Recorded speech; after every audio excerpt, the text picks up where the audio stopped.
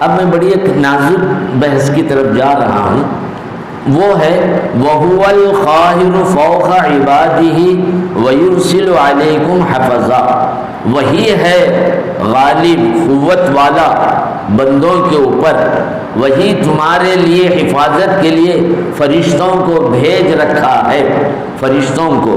حَتَّى إِذَا جَاءَ أَحَدَكُمُ الْمَوْتُ تَوَفَّتْهُ رُسُلُنَا، جب تم میں سے کسی کی موت کا وقت آ جائے تو وہی رسول تمہارے پاس آ جاتے ہیں۔ ثُمَّ رُدُّوا إِلَى اللَّهِ مَوْلَاهُمُ الْحَقِّ۔ اس آیت کی تفسیر میں مفسرین خود ابن کثیر نے دو طرح سے تشریح کی کہ موت کے وقت تمہارے پاس فرشتے آئیں گے، تو موت کو انہوں نے دو حصوں میں تقسیم کیا، ایک موت صغریٰ، ایک موت کبریٰ۔ موت صغریٰ کے معنی چھوٹی موت، موت کبریٰ حقیقی موت، بڑی موت۔ موت صغریٰ کو نیند قرار دیا گیا۔ مفسرین کہتے ہیں اس آیت طیبہ کے اندر دو معنی ہیں، چھوٹی موت، چھوٹی صغریٰ کہتے ہیں چھوٹی کو، اس سے مراد نیند ہے، چونکہ آیت کے اندر جو لفظ ہے توفا، یہ حضرت عیسیٰ علیہ السلام کے بارے میں بھی لفظ نکلا، اللہ یتوفی الانفس حین موتها والتی لم تمت۔ یہ سورہ زمر کی آیت ہے، اس کے اندر یہ بات بتائی جا رہی ہے کہ اللہ تبارک و تعالی آدمی پر موت نازل کر دیتا ہے۔ یہ موت پہلی موت ہے نیند، فرشتے اس وقت اس کی روح کو قبض کر لے جاتے ہیں، پھر جب یہ بیدار ہو رہا ہے تو اس وقت اس کی روح کو فوراً اس کے اندر داخل کر دیتے ہیں۔ نیند کو بھی موت کہا گیا ہے۔ موت ہر آدمی جب بستر پر چلا جاتا ہے تو یقیناً وہاں فرشتہ پہنچ کر اس کی روح کو بدن سے نکال لیتا ہے۔ یہ عارضی موت ہے، یہ نیند ہے۔ اس کے بعد پھر اللہ تبارک و تعالیٰ کو منظور ہے کہ اسے زندہ رکھنا، تو پھر بدن میں روح داخل ہو جاتی ہے۔ چنانچہ میں مفسری کے الفاظ کہ آپ کو سنا دیتا ہوں، اللہ تعالیٰ آدمیوں کو ان کی موت کے وقت مار ڈالتا ہے جن کی موت نہیں آئی، انہیں نیند کے وقت فوت کر لیتا ہے۔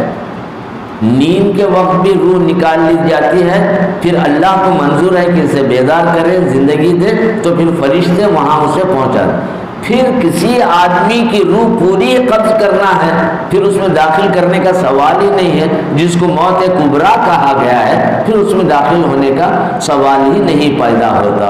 چنانچہ لہو معقبات من بین یدیہ ومن خلفہ، اللہ نے کچھ فرشتوں کو ہر آدمی کے ساتھ لگا رکھا ہے جو اسے اس کے بدن کی حادثات سے اس کی حفاظت کرتے ہیں۔ 13 پارے میں وہ آیت ہے، وہاں بڑی لمبی چوڑی تفصیل ہے، جو حضرات دیکھنا چاہیں کئی تفسیروں میں اس مل جاتی ہے کہ اللہ نے 2 قسم کے فرشتے پیدا کیے۔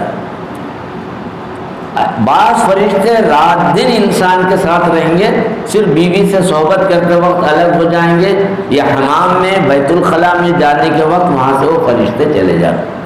2 فرشتے ایسے ہیں کرامن کاتبین جو ہمیشہ نیکیاں لکھ کر لے جاتے ہیں، اور حضرت اسرائیل علیہ السلام کے ساتھ ایک جماعت ہوتی ہے فرشتوں کی۔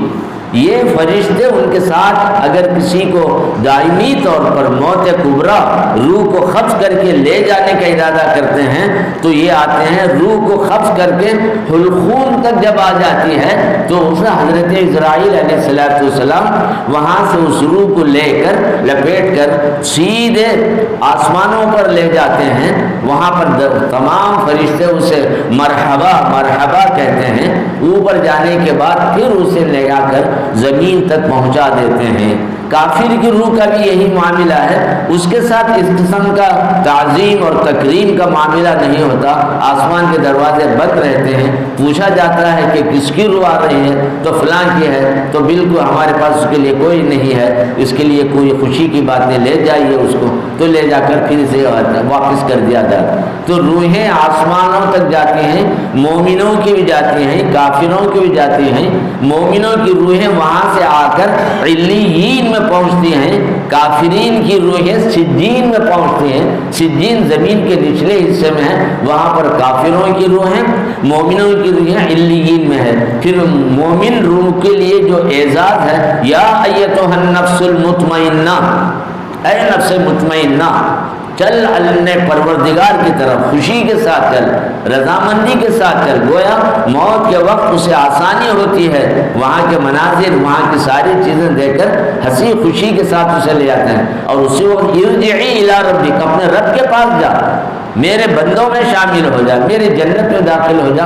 یہ اہل ایمان کی ارواح کے ساتھ یہ معاملہ ہوتا ہے، اس طریقے سے یہ بات آئی۔ تو کہنے کا خلاصہ ہے، بڑی تفصیلی بحث ہے، نیند کے وقت بھی انسان کی روح فرشتے نکال لیتے ہیں، اگر اسے زندگی منظور ہے تو پھر داخل کر دیتے ہیں، پھر فرشتے موت کے وقت نکال لیتے ہیں تو پھر داخل نہیں کرتے۔ حضرت عزرائیل کے ساتھ کئی فرشتے ہوتے ہیں، ایک بات ان آیتوں کی تفسیر ہے۔ دوسری یہ ہے لہو معقبات من بین یدیہ، کئی فرشتوں کو اللہ نے ہر ایک آدمی کے ساتھ کئی فرشتے رکھے۔